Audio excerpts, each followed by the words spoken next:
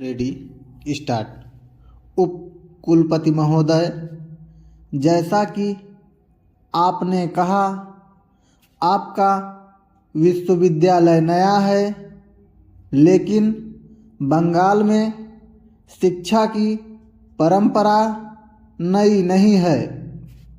बंगाल हमारे देश के बौद्धिक पुनर्जागरण और राष्ट्रीय जागृति में सबसे आगे रहा है। राजा राम मोहन राय से लेकर, जो कि हमारे पहले आधुनिक पुरुष थे, और इस छोटे शहर को उनका नाम देकर ठीक किया गया है।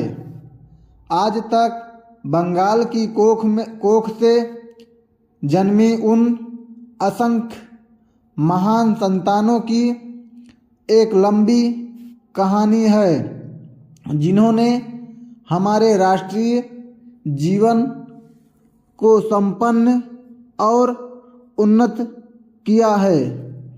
आज का दिन केवल एक समारोह का ही नहीं है। आज इन युवा स्नातकों के जीवन ने नया मोड़ लिया है। आज से आप नई जिम्मेदारियां संभालने जा रहे हैं।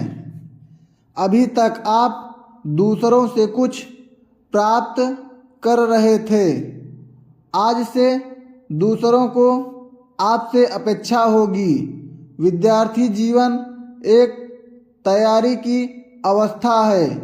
समाज का युवा लोगों के प्रति शिक्षा देने का दायित्व है। स्कूल और कॉलेज की शिक्षा समाप्त करने के बाद पढ़े लिखे नवयुवकों का समाज के प्रति एक कर्तव्य हो जाता है।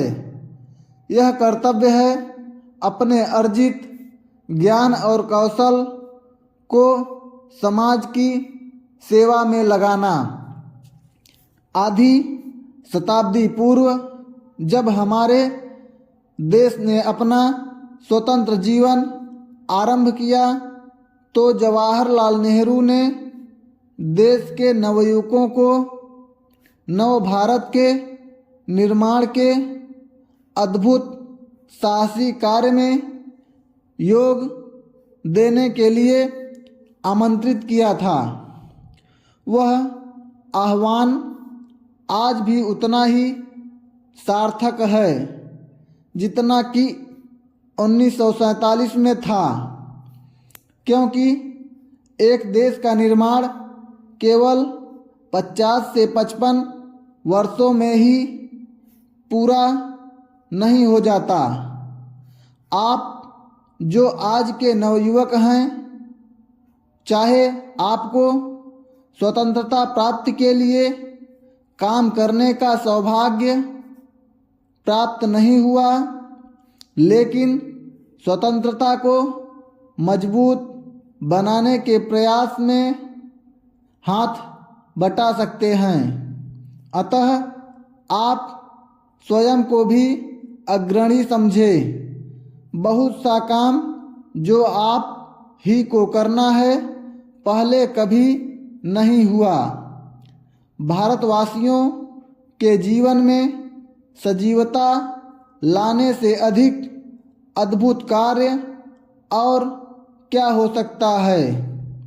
कभी कभी अखबारों में नवयुवकों में फैले असंतोष, उनकी हड़तालें और अनशनों, सीधी कार्रवाई और झगड़ों की खबरें आती हैं। एक हद तक यह असंतोष युवकों की गतिशीलता का द्योतक है।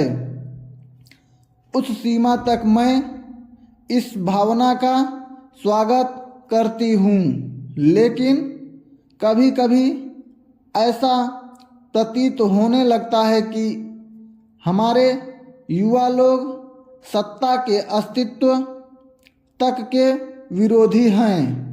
यह विरोध विकास की एक आस्था है या एक प्रवृत्ति?